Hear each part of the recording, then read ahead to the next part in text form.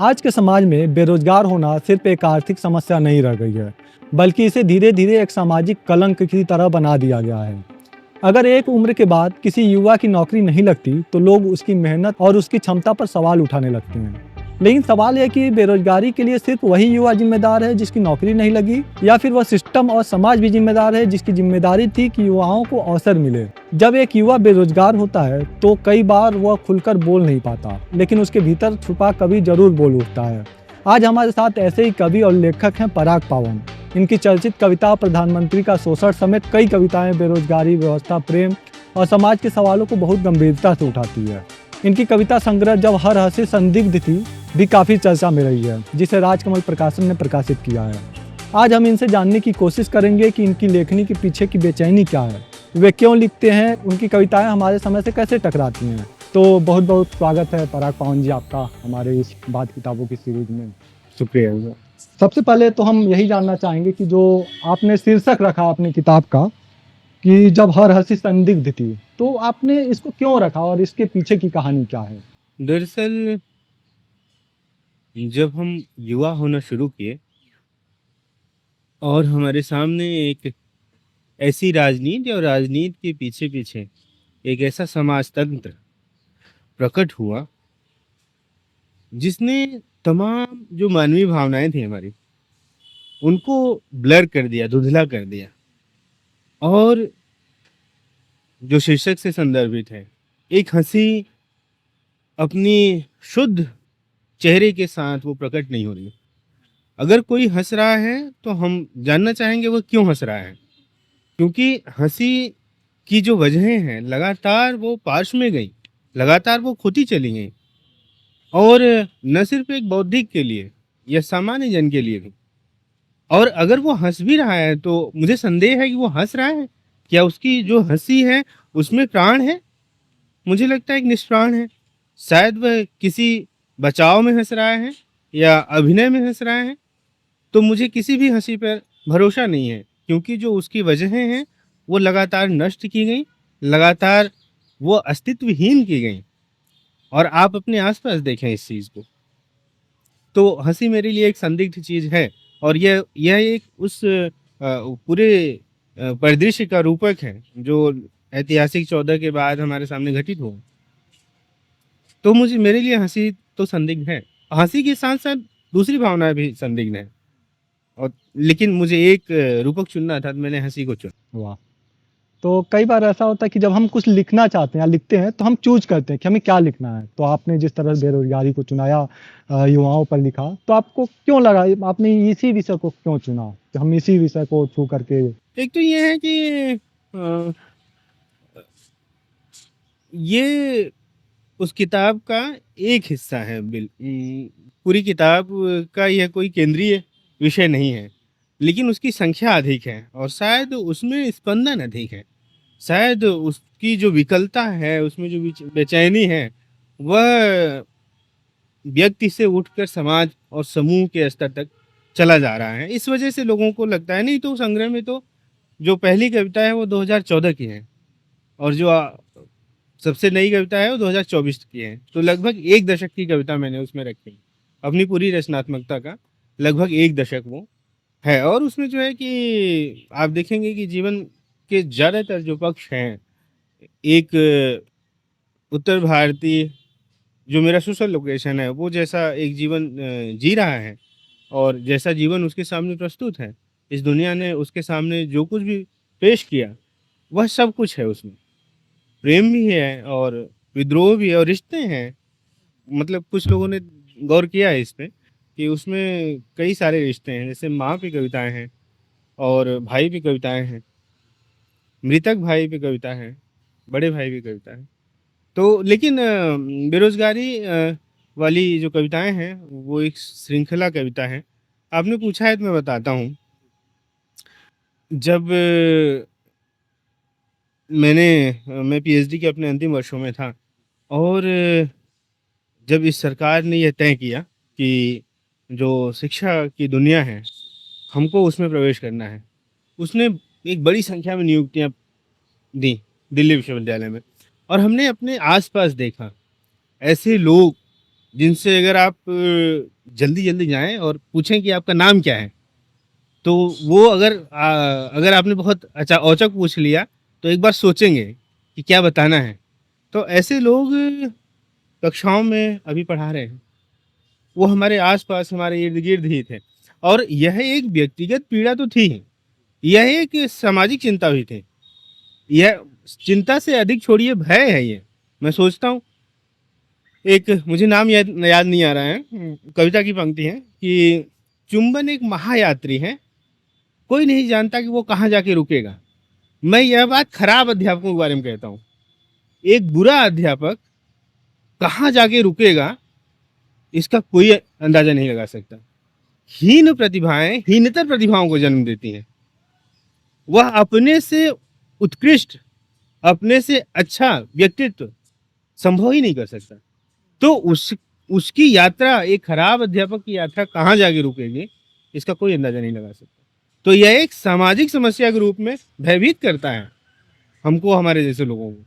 तो मैंने फिर वो व्यक्तिगत जीवन से भी आए और जब मटेरियल रियलिटी बदलती है आपके जीवन में, पदार्थिक जो यथार्थ है वो जब बदलता है, पदार्थिक यथार्थ को बस थोड़ा-सा मैं समझा रहा हूँ कि मार्क्सिज्म की टर्मिनोलॉजी में कि जो आपका पदार्थ है, पदार्थिक यथार्थ है, वही आपकी चेतना का निर्माण करता है और वही आपके संसार का, आपके परिसंसार का भी निर्माण करता है। तो जब मटेरियल रियलिटी बदलती है तो सब कुछ बदलेगा। जैसे कि जब आपके जीवन में बेरोज़गारी प्रवेश करेगी, तो आपके संबंध तक बदलेंगे। वो जो चेतना के स्तर पे हैं चीज़ें, वो भी बदलेंगी। तो बेरोज़गारी जब जीवन में प्रवेश करती है, तो सब कुछ परिवर्तित होता है और आप एक ऐसे संसार का हिस्सा होते हैं, जो इतना निर्मम, इतना क्रूर और आपके पास भाषा नहीं होती। तो मैं उस दुनिया में जब प्रवेश किया, तो मैंने देखा और यह सब कुछ वीरेन की कविता की पंक्ति है। मैंने इतनी कविताएँ लिखी, 30 कविताएँ उसमें और अब जो है कि लगभग 50 हैं, जो या तो मैं अलग से किताब में दूँगा या अगले संग्रह में दूँगा। उसके बावजूद, इतना लिखने के बावजूद वीरेन की एक पंक्ति है, मुझे याद आती है अक्सर। अनिद्रा की रेत पर तड़पड़ तड़पती रात, रह गई है अभी कहने से सबसे ज़रूरी बात। इतना कहने के बावजूद और आप देखेंगे उसमें कहीं दोहराव नहीं है। फिर भी लगता है कि अभी बहुत कुछ रह गया है कहने को। जी। तो कविताओं पे आगे बात करेंगे, उससे पहले हम जानना चाहते हैं कि आपका बैकग्राउंड, जैसे आप कहाँ से हैं, आपकी पढ़ाई कहाँ से हुई? कुछ इसके बारे में बताना चाहें आप? देखिए, इसका तो एक सीधा सरल और जो व्यावहारिक उत्तर है, मैं कह दूँ कि मैं बनारस से हूँ और बनारस हिंदू विश्वविद्यालय से मैंने पढ़ाई की और जेएनयू से मास्टर्स और ऐसे किया। लेकिन जब एक कवि से पूछा जाता है, तो मैं बहुत सारे जवाब देना चाहता हूँ। जैसे कि आप पूछेंगे मैं कहाँ से हूँ? मैं कहूँगा कि मैं कल्पना का अगर कोई गणराज्य है, इमेजिनेशन का अगर कोई जो है कि गणराज्य है, मैं वहाँ रहता हूँ। सच का कोई भविष्य है, मैं वहाँ रहता हूँ।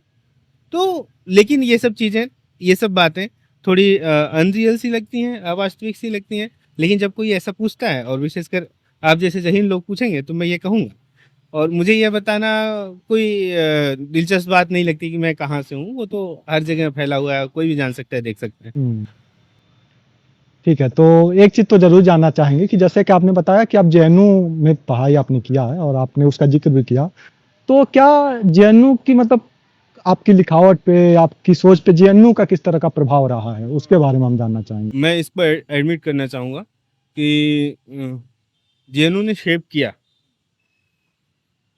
एक जिसे कहते हैं कि यूटोपियन सोसाइटी तो है। लेकिन ऐसा नहीं, जब हम यूटोपिया कहते हैं तो उसमें किसी तरह का परिहास भी चला आता है कि एक कोई ध्वनि ऐसी आती है जो असंभव सी लगती है। वह ऐसा इसलिए लगती है आपको क्योंकि आपका संसार, आपका जो दिया हुआ संसार है, आपका जो पीछे का संसार है, वही इतना जो है अमनुष्य निर्मित कर रहा है, बना रहा है कि उसे एक ऐसी दुनिया जहाँ पे बहुत सारी चीज़ें अभी हमारे कल्पना लोक से निकल के यथार्थ पे आ रही हैं कि वो सब शब्द जिसे आप समानता कहते हैं, स्वतंत्रता कहते हैं, वो सब चीज़ें लोग जीते हुए दिखते हैं। तो आपको लगता है कि वो एक यूटोपियन सोसाइटी है। ये नए विचारों के लिए पूरी जगह हमेशा उर्वर ज़मीन और उनके स्वागत करने के लिए हमेशा एक छोटा-सा समूह।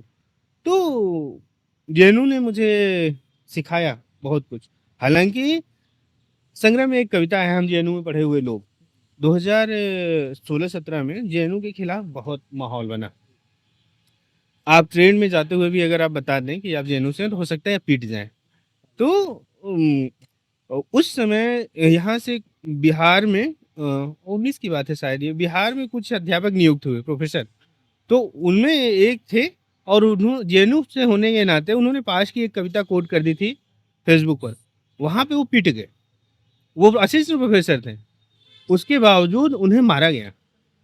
तो वो कविता उस समय की उसी पूरे पस मंज़र में लिखी गई, हम जेएनयू में पढ़े हुए लोग। तो लेकिन वहाँ पे एक यूनिट के तौर पे बोला कि हम जेएनयू में पढ़े हुए लोग, हम ऐसे रहे, ऐसे रहे, ऐसे रहे। लेकिन जेएनयू में वो लोग भी रहे, जो उसे बर्बाद करने में कोई कसर नहीं छोड़े। तो जेएनयू को जब हम कहते हैं, तो उसे हमेशा एक इकाई के तौर पे देखते हैं, जब आउटसाइडर कोई उस पे बात करता है। हम भी तब एक इकाई मानते हैं। अभी जैसे मैं एक इकाई मान के बात कर रहा हूँ, लेकिन जब आप वहाँ रहते हैं, वहाँ के आंतरिक नागरिक होते हैं, तब आप जानते हैं कि वो एक इकाई नहीं है। वहाँ बहुत तरह के लोग हैं। वे भी हैं जो उसकी कब्र खोदने में कोई कोर-कसर नहीं छोड़े। तो उसे एक इकाई कई बार नहीं भी मानना चाहिए। और कविताएँ पढ़ते हुए आपकी हमने कई बार मतलब ज़िक्र देखी इलाहाबाद की, तो उससे भी कोई जुड़ाव रहा है क्या? मतलब यह पर्सनल नहीं, सवाल इस तरह इलाहाबाद से में कभी हमारा। नहीं रहा। बेरोज़गार सीरीज़ में एक जगह पे है। हाँ, क्योंकि अब इलाहाबाद का जो पूरा समाजशास्त्र है जी, कि पूर्वांचल से बड़ी संख्या में स्टूडेंट्स आते हैं जी। और वो महानगरों तक की यात्रा नहीं कर पाते हैं। आप हुँ, इलाहाबाद चले जाइए, मैं अभी गया था पिछले दिनों, और वहाँ पे शाम को आप जब सब्जियाँ खरीदने बच्चे निकलते हैं, तो आप जाइए और देखिए, या उनके साथ आप रहिए। 3-4 अ, साल हमारा वहीं कटा हुआ है आप इसलिए आप हमने आप अब आप देखें, हाँ, तो इसीलिए हमने पूछा। वो वे बच्चे अभी इतने बड़े महानगरों में आकर हुँ, और अपनी पढ़ाई जारी रखने के संघर्ष से दूर हैं। तो हुँ, इलाहाबाद एक हुँ, अलग तरह का समाजशास्त्र है, सही उसका बात है। भूगोल अलग तरह से है। हुँ, तो आपकी मतलब कविताओं में हमने देखा कि जो बेरोज़गारी है वो सिर्फ़ आर्थिक संकट की तरह नहीं दिखती है। जो मानसिक और सामाजिक अपमान की तरह आपने कई जगह लिखा है उसको। तो यह जैसे आपने खुद जिया है इसको कि आपने समाज को देख कर के इस धारणाओं को बनाया और तब लिखा आपने? सब जिया हुआ है। हुँ, एक बहुत व्यक्तिगत बात बताता हूँ। जब मैं ये लिख रहा था, तो ये 30 कविताएँ कुल 6 दिन में लगभग संभव हुई थी। जी, तो मैं लाइब्रेरी में बैठता था उन दिनों। जी। तो जिसे आप कहते हैं कि एंग्ज़ायटी, और एंग्ज़ायटी के फिज़िकल सिम्पटम्स हुँ, भी आते थे मुझे। तो मेरे हाथ-पैर लगातार काँपते थे, वो एंग्ज़ायटी की वज़ह से। जी। और मैं अगर 1 कविता 2 कविता लिख दिया, तो लाइब्रेरी का निकल के चक्कर लगाता था, धूप में भी, और फिर जाके बैठता था, फिर संभव होती थी। तो ये सब जिया हुआ है। कुछ भी बाहर से नहीं कहा गया। सब भीतर का उत्प्लवन है, सब भीतर का बाढ़ है। हुँ। तो कई बार हमने देखा कि आपने मतलब सत्ता से, प्रधानमंत्री के नाम पे या सत्ता से डायरेक्ट सीधे सवाल किया है। तो आपको मतलब कभी डर नहीं लगता कि अगर ये लोग अपने निशाने पे लें या मतलब उस तरह का जो डर है आज के माहौल में, लोग लिखने, बोलने से डरते हैं, फिर भी आपने इस तरह से प्रधानमंत्री के नाम पे सीधे लिखा, फिर से कई जो आज के समाज के बारे में डायरेक्ट लिखते हैं, तो उसमें कुछ लगता हो आपको डर जैसी चीज़ें? दरअसल मैं इस पे तो जो ताकत है, इस पे मैं बाद में कभी बोलूँगा, जब बहुत एकेडमिक बातचीत होगी तब। जी, पावर के बारे में, अथॉरिटी जी। के बारे में, और पूरा हन्ना अरेंट वगैरह को कोट करूँगा फिर कभी मैं। लेकिन अभी मैं बहुत जो है कि ऐसे ही व्यावहारिक चीज़ें कहता हूँ कि जो ताकत है ना, जी। अगर आप लोग एक सीरीज़ बहुत पॉपुलर है, गेम्स ऑफ थ्रोन्स। हुँ, आप लोग उसमें देखे हों, वो वास्तव में एक फिलॉसफिकल आइडिया हाँ। है जो उसमें कोट किया है। वो कहता है कि ताकत वहाँ होती है, उसका एक कैरेक्टर, वो कहता है, ताकत वहाँ होती है जहाँ की हम सोचते हैं कि वह है। हुँ, एक बहुत छोटा आदमी एक बहुत बड़ी परछाई बना सकता है। जी। तो और जब आप एक बड़े सत्ता केंद्र को प्रश्नांकित करते हैं, उसके सामने आप उसकी पुतली पे खड़े हो जाते हैं, चाहे विनम्र होकर ही खड़े होते हैं, हुँ, तो वास्तव में आप एक एंटीथेसिस बन जाते हैं। और जो एंटीथेसिस है, वो यह निश्चित है कि एक दिन थीसिस से संघर्ष करके वो एक सिंथेसिस का निर्माण करेगा। तो हम एंटीथीसिस हैं। एक तो मैं डरता नहीं हूँ, दूसरी एक बारीक चीज़ बताता हूँ आपको मैं। जैसे वो जो बहुत वायरल हुई कविता, उसमें पंक्ति है कि हमारी बेरोज़गारी पर भाषण देता है प्रधानमंत्री। इसपे जो है कि मैं आपको बताया कि 6 दिन में संभव हुई कुल कविता 30, इसपे लेकिन मैं 1 दिन रुका पूरा। और मुझे नहीं आइडिया था लोग इतना पसंद करेंगे इसे। और मैं रुका क्यों? कि एक होता है कि पॉलिटिकल करेक्टनेस, कि आप असंवैधानिक हैं। जैसे यहाँ पे मैं असंवैधानिक हूँ। प्रधानमंत्री एक संवैधानिक पद है, उसके लिए मैं देता है शब्द इस्तेमाल नहीं कर सकता। लेकिन एक कवि के तौर पे मुझे चुनना है कि मैं अपने क्रोध, अपने गुस्से के साथ जाऊंगा कि पॉलिटिकल करेक्टनेस के साथ जाऊंगा। तो मैं हमेशा ये चुनता हूँ कि मैं अपने गुस्से के साथ जाऊंगा। इस पे अगर वो मुझे जेल देते हैं, दे, मैं उसमें एक कॉमा नहीं बदलने जा रहा हूँ। चाहे वो न्यायालय ले जाए, चाहे न्यायाधीश, चाहे जो हो। अगर वो जेल करते हैं तो मैं जाऊंगा। और ये मैं सोच समझ के लिखा है, ऐसा नहीं कि मैंने यूं ही लिख दिया। तो मैं अपने क्रोध के साथ जाऊंगा, पॉलिटिकल करेक्टनेस के साथ नहीं जाऊंगा। लेकिन बात यहाँ पद की हो सकता है कि आगे अगर प्रधानमंत्री, आपको भी कोई ऐसे प्रधानमंत्री आते जो अच्छे लगे, तब तो आपकी कविता या उस समय भी इसी तरह का मतलब रहेगा कि आप लगेगा कि इसको तो चेंज करना चाहिए, क्योंकि वहाँ प्रधानमंत्री का नाम है, न कि किसी नहीं, ये मतलब तो उस एक तरह समय से, की बात है ना। मतलब उसमें चीजें तो समय भी अपने, मायने हाँ, रखती है। हर चीज का एक संदर्भ होता है समय का। बल्कि एक कविता की ही पंक्ति है मेरी, और उसमें पंक्ति है, चीजें अपने वक्त से बाहर जाकर मर जाती हैं। उसका यही आशय है कि जो चीजें होती हैं उनका एक निश्चित समय संदर्भ होता है, वो अपने समय में ही होती हैं। चाहे अगर आप अगर कभी मोहब्बत किए होंगे, प्यार किए होंगे, या कुछ भी, जीवन का कोई भी हिस्सा समय के बाहर नहीं है। हर क्षण अपने साथ एक नया संसार लेके आता है और उसी में वो नष्ट होता है। यह बुद्धिज्म के क्षणवाद से अलग मैं बात कह रहा हूँ। तो हर चीज का एक समय संदर्भ होता है। तो इस कविता का भी समय संदर्भ है। एक लाइन आपने लिखा था कि सबसे अधिक मस्तिष्क बेरोजगारी में नष्ट होते हैं, आपने लिखा था इसको। तो क्या बेरोजगारी को जिस तरह आप आर्थिक संकट के रूप में देखा जाता है, तो आप क्या लगता है वो बौद्धिक संकट बनता जा रहा है क्या, या बन चुका है आपके हिसाब से?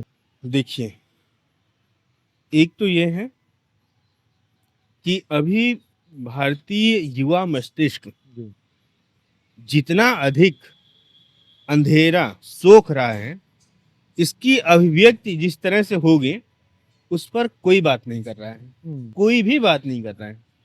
लेकिन आप ये यकीन जानिए, मैं भविष्यवेत्ता नहीं हूँ, नजूमी नहीं हूँ, ज्योतिषी नहीं हूँ, लेकिन समय और समाज की मेरी जितनी गहरी समझ है, उससे मैं कहना चाहूंगा कि इसका बहुत ही बुरा प्रभाव आएगा। क्योंकि ये चीजें ऐसी नहीं होती हैं कि बहुत आपको प्रत्यक्ष रूप से दिखाई दें, कि आपको तुरंत दिख जाएंगे। इनका असर दूसरे दूसरे तरीकों से होगा। जैसे कि अगर जब जो मैं आपको बोला कि अगर मटेरियल रियलिटी आपकी गड़बड़ हुई, तो उसका रिफ्लेक्शन, उसकी अभिव्यक्तियां वो हर दिशा में होंगी, आपके परिवार में जाएगा। बल्कि बेरोजगारी सीरीज में एक कविता है जिसमें कि प्रेम भी अकेला करता है और बेरोजगारी भी। एक का दुख दूर तक जाता है, प्यार का दुख बहुत दूर तक जाता है। हाँ, प्यार भी अकेला करता है, बेरोजगारी भी। एक का दुख दूर तक जाता है, दूसरे का परिवार तक। तो जो बेरोजगारी है ना, उसका दुख परिवार तक जाएगा। तो एक व्यक्ति की बेरोजगारी पूरे परिवार का एक मानसिक संत्रास है। वह पूरे परिवार का दुख है। और हम एक एक जो है कि इससे इतर मैं बात कहना चाहता हूँ, नौकरी की पूरी परिकल्पना मुश्किल से 60-70 साल की, 80 साल की मान लीजिए आप, है। और यह भी मैं कह देना चाहता हूँ कि इतनी ही होने वाली है आगे। 70-80 साल के बाद बहुत ही कम लोग होंगे जो नौकरियां करना चाहेंगे। क्योंकि नौकरी कोई बहुत अच्छी चीज थोड़ी है। वो आपकी जो है कि स्वतंत्रता को किस तरह से अपहरित करती है ना। लेकिन उसके बावजूद वह कम से कम अभी के भारतीय समाज के लिए, मतलब आवश्यक नहीं, अनिवार्य है। कहीं बिना उसके जीवन आपका रुक जाएगा।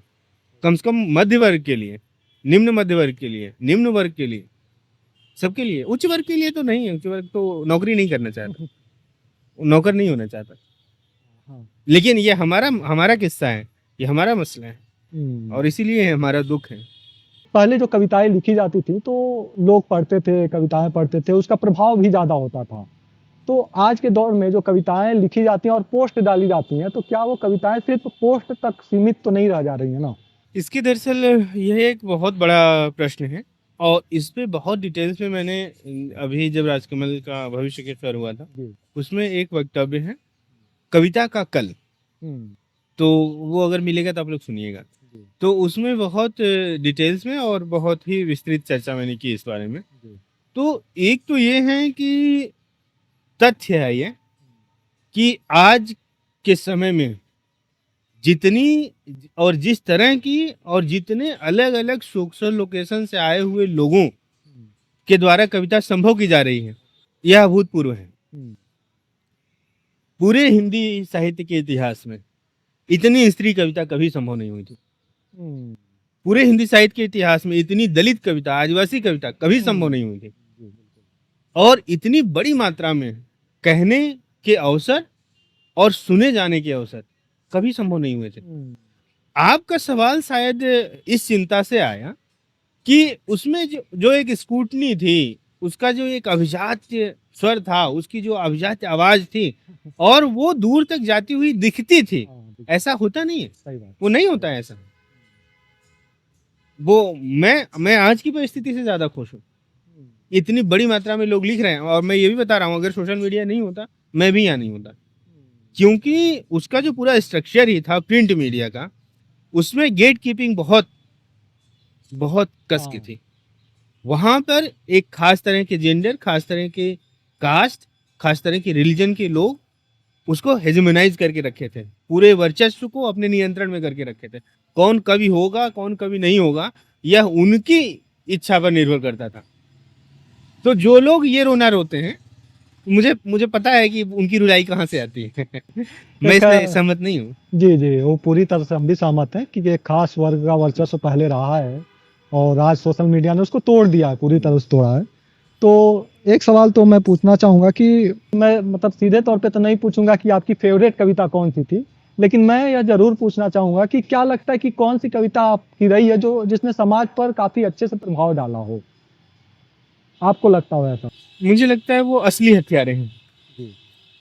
असली हत्यारे जब ये पूरा रिज्यूम शुरू हुआ, मुझे नहीं पता कि कितने लोग उसे पढ़े हैं यहाँ पर, लेकिन मैं बल्कि अगर कविता का शीर्षक ये नहीं होता किताब का तो असली हत्यारे ही होता है। तो वो उसमें जो रियल मर्डरर है ना, उनकी पहचान मुझे ऐसा लगा कि जैसे कोई नाम है, मान लीजिए नरेंद्र दामोदर दास नाम एक है, तो एक लोकतंत्र में वह कोई व्यक्ति नहीं है, वह हमारी ही सामूहिक अभिव्यक्ति है। असली हत्यारे की पंक्ति है, असली हत्यारे आपकी बगल में खड़े होकर चाय पी रहे हैं। असली हत्यारों की उम्र 1000 साल है, वो आत्मा नहीं आत्मा की परिभाषा है। आग उन्हें जला नहीं सकती, हवा सिखा नहीं सकता, पानी भिगो नहीं सकता। असली हत्यारे पुस्तकालय जाते हैं, संसद जाते हैं, दोस्त की दावत से लौटते हैं, सो जाते हैं और सोने से पहले याद दिलाना नहीं भूलते कि सब कुछ बहुत अच्छा चल रहा है। तो जब ये पूरी संस्कृति आई 2014 के बाद, अपने आसपास लोगों को देखें, अपने प्रोफेसर्स को देखें, इतनी रीडिंग, इतनी इंटेलेक्चुअल हाइट लेने के बाद एक मूर्ख किस्म का आदमी कहता है कि कोविड से लड़ने के लिए ताली थाली बजाइए, और वो थाली बजा रहे हैं। आप मतलब उनके बौद्धिक नैतिक पतन की क्या रेखा होगी आप सोचें। तो असली हत्यारे आपके आसपास घूम रहे हैं, और वो ऐसा नहीं है कि जैसे हत्या जब एक कोई व्यक्ति कर देता है, इतनी लिंचिंग हुई मुस्लिम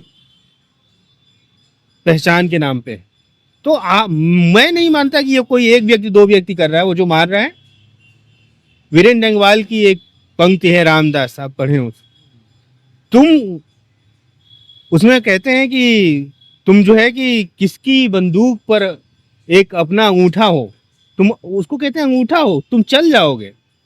व्यक्ति को एक वाहक के रूप में बदल देना, और ऐसे विचार के वाहक के रूप में जिसकी परिणति अंततः एक हत्यारे में हो रही है। तो जब कोई एक हत्या होती है तो वो अकेला व्यक्ति जो है कि हत्या नहीं कर रहा है, उसके पीछे बहुत सारे लोग हैं, उसके पीछे एक वैचारिक पूरी प्रणाली है, एक पूरा विचार संघात है, विचार समुच्चय है।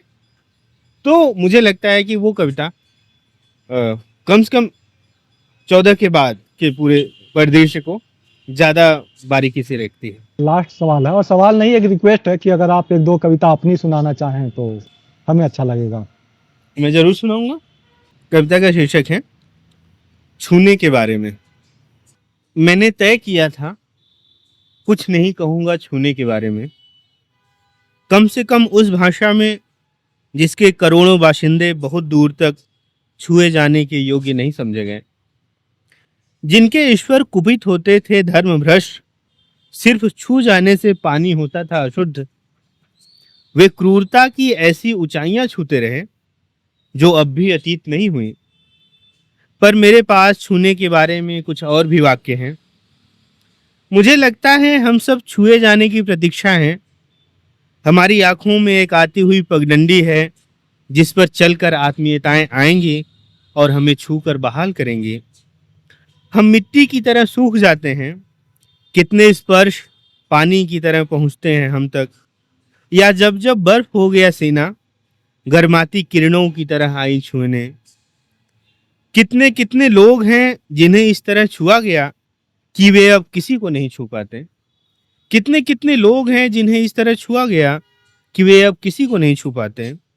उनकी त्वचा पर छुए जाने की स्मृतियां बिच्छू की तरह रेंगती हैं रात बिरात। मैं समझता हूं एक दूसरी छुअन से ही बिच्छुओं का रास्ता भटकाया जा सकता है।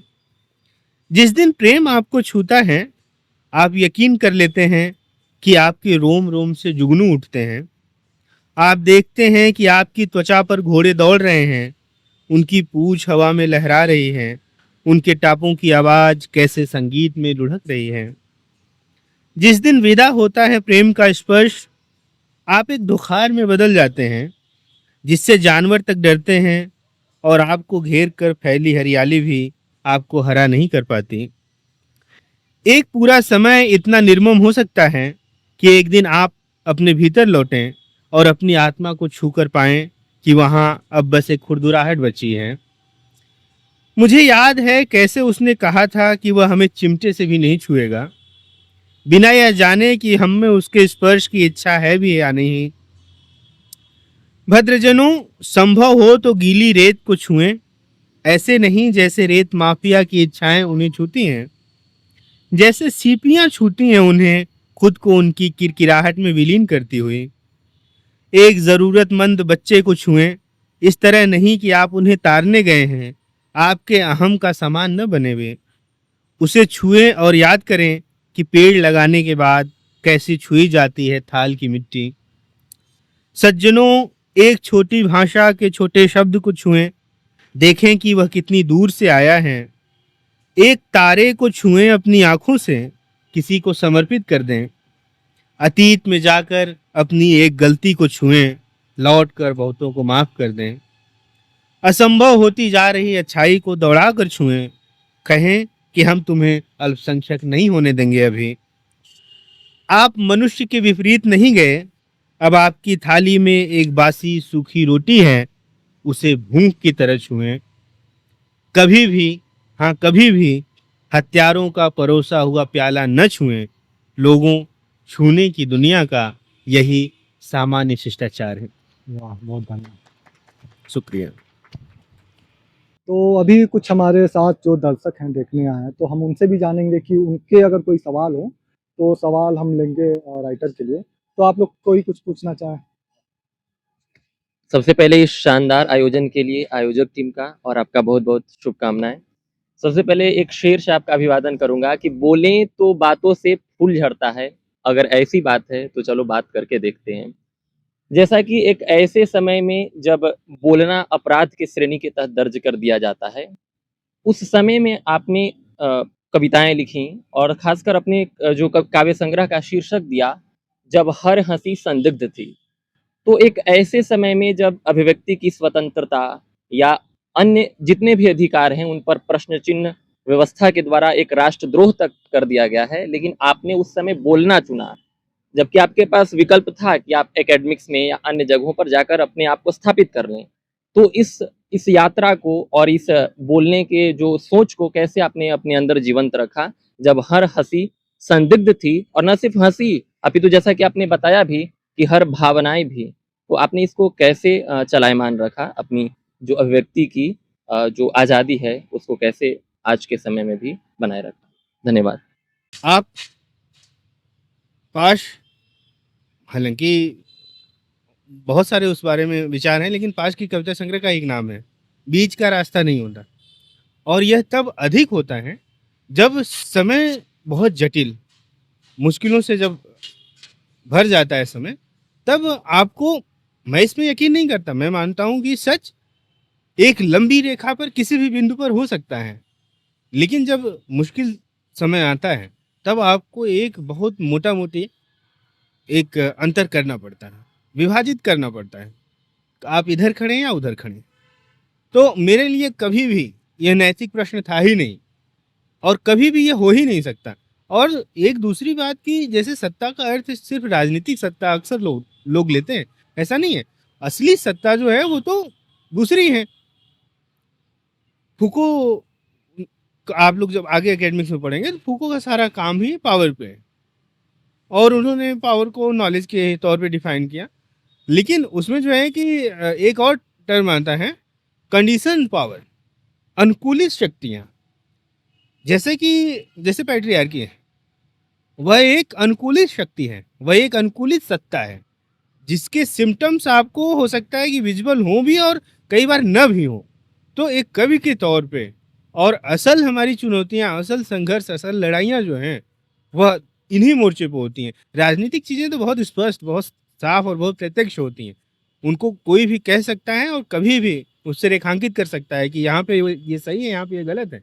लेकिन जो समानांतर सत्ताएँ हैं, जो इस तरह से दृश्य नहीं है, जो एक एक पर्दे में खुद को प्रस्तुत करती हैं, असल चुनौतियाँ वहाँ हैं। और एक कवि के तौर पे, एक नागरिक के भी तौर पे और एक मनुष्य के तौर पे हमारी असल चुनौती वह है। सर जैसे आपकी हिंदी बहुत अच्छी है तो कहीं-कहीं पे चीज़ें मुझे समझ में नहीं आ रही हैं। पर मेरा जो सवाल है वो बहुत ही अलग आपको लग सकता है, बहुत ही ऐसा लग सकता है कि अजीब है या कुछ ऐसा है, पर फिर भी ये मेरी खुद की क्यूरियोसिटी है। तो मैं आपसे पूछूँगा कि जैसे हर इंसान अपने लाइफ में एक समझने की जर्नी पे निकलता है, चीज़ों को समझने की और मतलब चीज़ों को डिफ़ाइन करने की या चीज़ों को मतलब जैसे एज़ इट इज़ जैसी हैं, उनको वो किस तरीके से चीज़ों को समझ सकता है। जैसे कौन-सी चीज़ मुझे कैसे समझ में आती है, इस जर्नी पे निकलता है। तो आपको क्या लगता है आपकी वो जर्नी कहाँ से शुरू हुई? क्योंकि आपकी बातें सुन के मुझे लगता है अभी आप उस जर्नी में बहुत आगे हो। मुझसे तो काफ़ी आगे हो और मुझे भी लगता है कि अगर मैं इस जर्नी पे बढ़ता रहा तो मैं कहीं न कहीं शायद आपके इतना पहुँच पाऊँ। तो आपकी वो जर्नी कहाँ से चालू हुई और मतलब उसमें आपने उन मतलब और इस जर्नी को बढ़ावा देने के लिए और क्या चीज़ें की? क्या मेरा क्वेश्चन आपको क्लियर मैं है? समझ गया। इसमें एक 2 बातें, एक आपको चुटकुला नमा कोई चीज़ सुनाता हूँ। एक बार क्या हुआ कि 2 संगीतकार थे, आमने-सामने रहते थे। तो उसमें से एक जो व्यक्ति था, वो रोज़ नई धुन बजाता था। सामने वाला जो व्यक्ति था संगीतकार, वो रोज़ नई धुन बजाता था और जो इस तरफ वाला था, वह हमेशा एक ही धुन बजाता था। तो एक बार परेशान होके जो इधर वाला व्यक्ति था, जो एक ही धुन बजाता था, उसकी पत्नी ने पूछा कि तुम ये क्या करते हो? सामने वाले तो रोज़ जो है कि नई धुन बजाते हैं। तो बोले कि तुम जो है कि मूड हो थोड़ी, तुम्हें समझ नहीं है। जैसा कि अक्सर कहा जाता है, पत्नियों को लोग कह देते हैं, तुम्हें समझ नहीं है। संगीत में क्या होता है कि हर कोई अपनी धुन पाने की कोशिश करता है, सारी उम्र वो कोशिश करता है। तो वो जो मेरी धुन थी ना, वो मैं पहले ही दिन पा लिया था। तो ये एक चुटकुला के तौर पे अक्सर कहा जाता है। तो और दूसरी एक बात, जैसे कि जब मैं किशोर जीवन में था और लोग कहते हैं और किताबों में हम पढ़ते हैं कि बुद्ध को ज्ञान प्राप्त हो गया और उसकी जो छवियाँ किताबों में बनाई जाती थी और जो चित्र हम देखते थे उसमें कोई एक आभा मंडल सा पीछे प्रभा मंडल सा दिखता था। तो मैं बहुत लंबे समय तक सोचता था, मेरे भीतर जो किशोर, कि ज्ञान प्राप्त होने क्या मतलब, क्या वो कोई चीज़ थी जो मिल गई, कहीं गिरी हुई थी या उन्होंने ढूंढ लिया, कहीं छिपी हुई थी।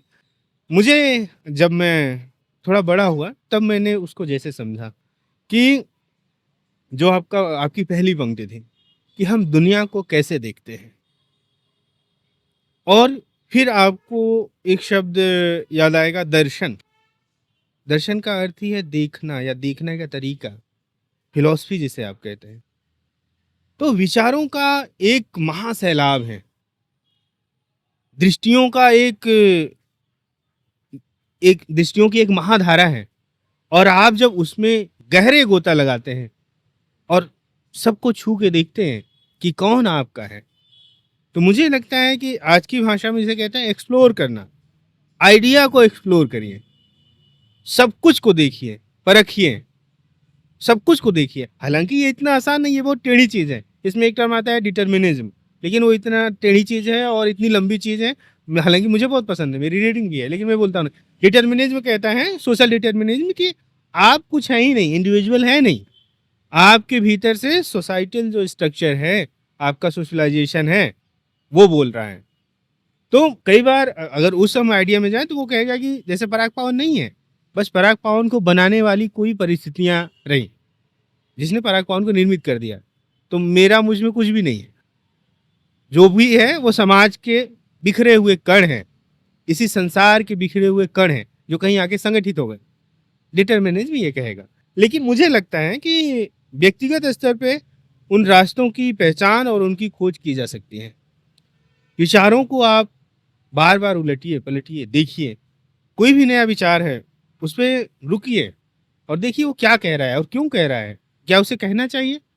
तो मेरे साथ जो ये चीज़ रही कि मैं विचारों को लेके हमेशा मैंने प्यार से अधिक विचारों को ढूंढा, और मैं आगे भी ढूंढता हूँ। कोई नई बात, मेरे जो आसपास लोग हैं वो जानते हैं, अगर दिन में एक भी सुंदर वाक्य मुझसे टकरा गया तो मैं खुश हो जाता हूँ। मेरे अच्छे दिन की यही परिभाषा है कि क्या उस दिन कोई एक सुंदर वाक्य मुझे कहीं पढ़ने या किसी से सुनने को मिल गया, तो मुझे याद होता है कि हाँ, वो एक सुंदर दिन है। तो मुझे लगता है कि विचारों की दुनिया में, उसके कत्लेआम में अपने आप को शामिल कर दीजिए, डूब जाइए, जाइए, कूद जाइए उसमें। यही मेरा तरीका है। मतलब आपके साथ कभी ऐसा हुआ है कि आप कभी मंच पर गए हों या फिर कहीं भी इवेंट में गए हों और आपको मतलब ऐसे लगा हो कि कोई किसी ने आपकी रचना को पढ़ा है, मतलब कोई एक कविता जो आपको कोई बता रहा है, मतलब सिर्फ आपको जान नहीं रहा है, वो बस आपकी रचना को जान रहा है, कभी ऐसा आपके साथ हुआ है? हाँ, कभी नहीं, पिछले 1 साल से यह कई बार हुआ, और मुझे अच्छा भी लगता है यह, कि मैं एक ऐसा जीवन चाहता हूँ जिसमें मेरी कविताएँ वो फैल जाएँ, लोगों के जीवन का हिस्सा हो जाएँ, लेकिन मेरा एकांत भंग ना हो। अगर मैं कैफ़े में जाता हूँ तो वहाँ पे मेरा एकांत बचा रहे, वो मेरी कविताओं के साथ है। वो अगर बुदबुदाते हैं एक दूसरे के कान में कि ये वो पंक्तियों के लेखक हैं, मुझे इससे सुख मिलेगा, लेकिन मैं नहीं चाहता हूँ कि मेरा चेहरा एक केंद्रीय चीज़ बन जाए मेरी रचनात्मकता के इतर। तो ये कई बार होता है, और कभी भी इवन मैंने अपने कॉपी में कहीं लिखा होगा, डायरी में, कि कविताओं के नीचे, पंक्तियों के नीचे मैं अपना नाम किसी स्वामित्व भाव से नहीं लिखता कि मेरी हैं, मैं उसे बहुत जिम्मेदारी से लिखता हूँ, ये मेरी हैं। इससे कुछ भी हो सकता है, इससे नुकसान भी हो सकता है और बहुत सारा शुभ भी हो सकता है। तो मैं पंक्तियों के नीचे अपना नाम बहुत जिम्मेदारी से लिखता हूँ, उसमें किसी स्वामित्व भाव से नहीं लिखता हूँ। और मुझे ये अच्छा लगता है कि लोग मेरी कविताओं को जाने, मुझे बख्श दें। मैं एक सवाल और है, मतलब अभी आपसे एक सवाल पूछा गया था कि जब आप अपनी बातों को रखते हैं, किसी भी इश्यूज़ पे बात करते हैं, तो आपको डर नहीं लगता है। तो आपने उसे बहुत ही फिलॉसफिकल तरीके से बताया है कि जब हम मान लेते हैं कि किसी भी चीज़ को, मतलब दर्शन के रूप में हमारा क्या नज़रिया, अगर हम मानते हैं कि डर है तो है, नहीं मानते हैं तो नहीं है वो चीज़। तो क्या आप मतलब डर को फिलॉसफिकल दृष्टि से देखते हैं, या फिर क्योंकि कई बार ऐसे होता है ना कि किसी की पारिवारिक चीज़ें भी बीच में आ रही हैं, अगर हम अपनी बातें रख रहे हैं तो आपकी पारिवारिक चीज़ें भी आ रही हैं, आपको लगता है कि शायद मेरे परिवार को लेकर मतलब कुछ समस्या ना खड़ा हो जाए। तो इस तरीके से आप किस तरह से देखते हैं डर को? एक तो ये है कि उस बारे में मैं उसी समय कह देना चाह रहा था, लेकिन वो कहीं पे फिसल गई बात, कि बुद्ध की आप अगर मुद्राएं देखेंगे, कई मुद्राएं हैं उनकी, आप सब परिचित ही हैं। उसमें से एक बहुत प्रचलित मुद्रा है जो आप ऐसे देखते होंगे, वह उसे अभय मुद्रा कहते हैं। तो बुद्धिज्म का एक आर्गुमेंट है कि किस बात कब है, किस चीज़ से है। उसी सीरीज में एक कविता है कि मुझे मछली गिलहरी का जीवन चाहिए, मुझे गिलहरी मछली जैसा जीवन चाहिए, मुझे ये जीवन बहुत रुचिकर नहीं लग रहा है। और दूसरी बात कि उसके बाद हमारे उस हमसे संलग्न हमारा परिवार है, उसकी आँच वहाँ तक जाएगी, तो जाए, कीमत चुकानी पड़ती है। और तमाम लोग चुकाएँ कीमत, बिना कीमत चुकाए हम यहाँ नहीं बैठे हैं और आप यहाँ नहीं बैठी हैं। मुझे तो दुःख है, हालाँकि ये बहुत कम स्त्रियाँ यहाँ मौजूद हैं और मुझे इस बात की एकदम शुरू से ही वो कि बल्कि जैसे उनकी उपस्थिति है, हम लोग यहाँ जो बैठे हैं, ये थोड़े-मोड़े संघर्षों से नहीं आया। हम सब खुद एक बहुत बड़ी चुकाई गई कीमत की अभिव्यक्तियाँ हैं। तो कीमत चुकाने में कभी भी मुझे नहीं लगता है कि हिचकिचाना चाहिए। और चुकाया, मैं जो है कि इस अगस्त को 32 साल का हो जाऊँगा और पूरी तरह से आर्थिक रूप से असुरक्षित। और मैं ऐसी पृष्ठभूमि से भी नहीं आता हूँ कि मैं दिल्ली जैसे शहर में रह सकूँ। मैंने दिल्ली छोड़ा था पिछले 7-8 महीनों में, और वो सिर्फ़ आर्थिक असुरक्षा के कारण। तो कीमत तो चुकाई जाती है और कुछ चुका रहे हैं हम लोग कीमत। बहुत सारे लोग कीमत मिल के चुकाए हैं, तो हम लोग यहाँ पे बातचीत करने लायक बने हैं। तो कीमत चुकाने से घबराना नहीं चाहिए। नमस्ते सर। सर मेरा प्रश्न ये है कि आपके आदर्श कवि कौन हैं? और मैं इसलिए नहीं जानना चाहता हूँ कि आपके आदर्श कवि कौन हैं? उनके आदर्श आप में झलक रहे हैं। मैं इसलिए जानना चाहता हूँ कि एक आदर्श कवि का जो व्यवहार और विचार होता है वो आप में झलकता है। तो हमें उनकी चीज़ों को, विचारों को फ़ॉलो करना चाहिए या हमें अपने खुद के विचार उनके सुनकर फिर नया क्रिएट करना चाहिए? या फिर हमें उनको पढ़कर फिर अपना नई चीज़ें क्रिएट करना चाहिए? पाश की एक कविता की पंक्ति है, मैं आदमी हूँ और बहुत कुछ छोटा-छोटा जोड़कर बना हूँ, और उन सभी चीज़ों के लिए जिन्होंने मुझे बिखर जाने से बचाए रखा, मेरे पास बहुत शुक्राना है, मैं उन सबको शुक्रिया कहता हूँ। तो हम जो बने हैं, हम कितनी इच्छाओं और कितने ख्वाबों से बने हैं, कितने लोग हमें मिल के बनाए हैं, और वो कृतज्ञता मैं महसूस करता हूँ। तो आप जब आप वास्तविक रूप में किसी को प्यार करते हैं, जैसे मैं जिन कवियों को प्यार करता हूँ, मुझे उनकी सीमाएँ भी पता है कि उनकी सीमा क्या है, कहाँ पे वह चीज़ है जिसको जोड़ देने पे शायद मैं बनूँ। तो जब आप किसी को प्यार करते हैं, तो उस पूरी संपूर्णता में आप उसे देखते हैं। आप उसे कभी भी खंड-खंड में नहीं देखेंगे। उसका विभाजित व्यक्तित्व आपके सामने नहीं प्रस्तुत होगा।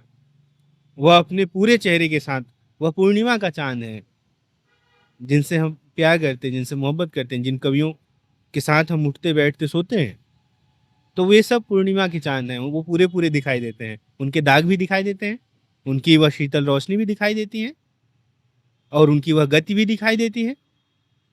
इसलिए मुझे लगता है कि हम जिसको जहाँ से हमको रोशनी मिलती है, हमें उनके अंधेरे के बारे में, वो जो थोड़ी बहुत है, हमको पता रहता है।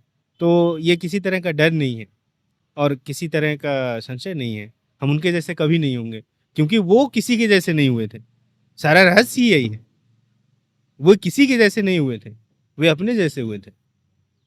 और रोशनी हर जगह से आती है और खिड़कियाँ खुली रखते हैं लोग, रखनी चाहिए। लेकिन हमारे जैसे सिर्फ हम हैं। और ये बात किसी अहंकार की ध्वनि में नहीं कहनी चाहिए। यह बात फिर मैं कह रहा हूँ ज़िम्मेदारी के साथ कहनी चाहिए कि व्यक्ति जो है, वह एक विशिष्ट संरचना है अपने आप में। उसके जैसा कोई भी नहीं है, ना आगे ना पीछे। न उसका कोई वंशज है, आपका न कोई वंशज है, न कोई पूर्वज है। आप पहली बार पैदा हुए हैं और पहली बार मरेंगे। जीवन को लेके सबसे अच्छा रूपक फूल है। इसीलिए आप देखेंगे फूल हर संस्कृति में इतना केंद्रीय महत्व का है। खिलता है, अपनी खुशबू बिखेरता है और चला जाता है। बस जीवन का यही मतलब है, इससे अधिक कुछ भी नहीं। हेलो भैया। मेरा सवाल आपसे थोड़ा-सा अलग है।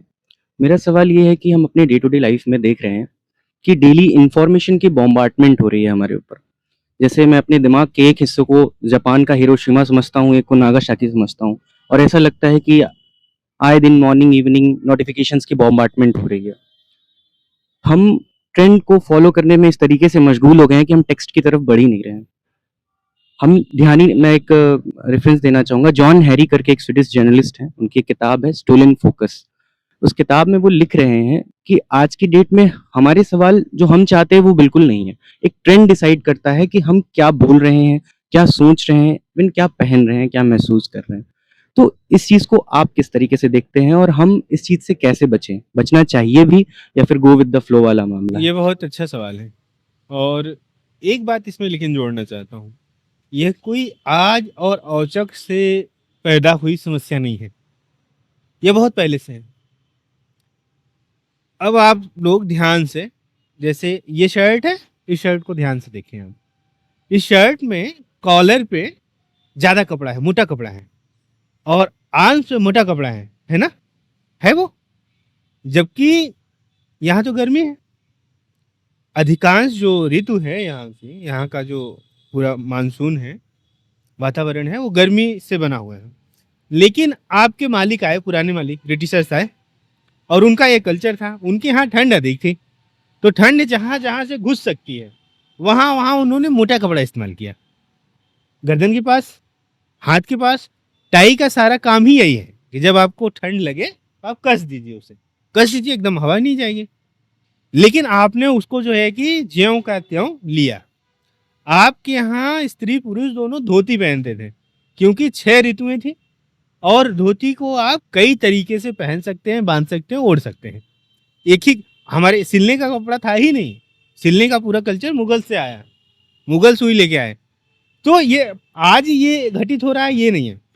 आज इसका त्वरण बढ़ गया है, आज इसकी जो मात्रा है, और आज बहुत शक्तिशाली हो गया है, क्योंकि आपको ये बहुत इजीली एक्सेस कर सकता है, इंडिविजुअल को बहुत इजीली एक्सेस कर सकता है। तो जो यह बात है वो बिल्कुल सच है कि आपके सोचने समझने और यहाँ तक कि महसूस करने, आपकी भावना संसार में भी वो प्रवेश कर चुका है। आप क्या महसूस करेंगे वह प्रवेश कर चुका है। इसके लिए बहुत ये है कि आपको ये पता रहना चाहिए, आपको पता होना चाहिए। आप मोबाइल को देखें और कहें मुझे पता है कि तुम यहाँ हो, लेकिन मैं तुम्हारे साथ चलने से इनकार करता हूँ। मुझे पता है कि इस मोबाइल के पीछे कौन है। आपको यह पता होना चाहिए कि इस मोबाइल के पीछे कितना बड़ा ताकत तंत्र, शक्ति तंत्र काम कर रहा है, जो मुझे या तो वो खरीदने के चक्कर में है या तो बेचने के चक्कर में है। तो आप मोबाइल को देखें और कहें कि मुझे पता है कि तुम वहाँ हो, लेकिन तुम मुझे खरीद या बेच नहीं सकते, और आप अपनी किताब उठाएं, जैसा कि यह पूरा उपक्रम है किताबों का। तो आप अपनी किताब उठाएं और कहें कि मेरा रास्ता ये है।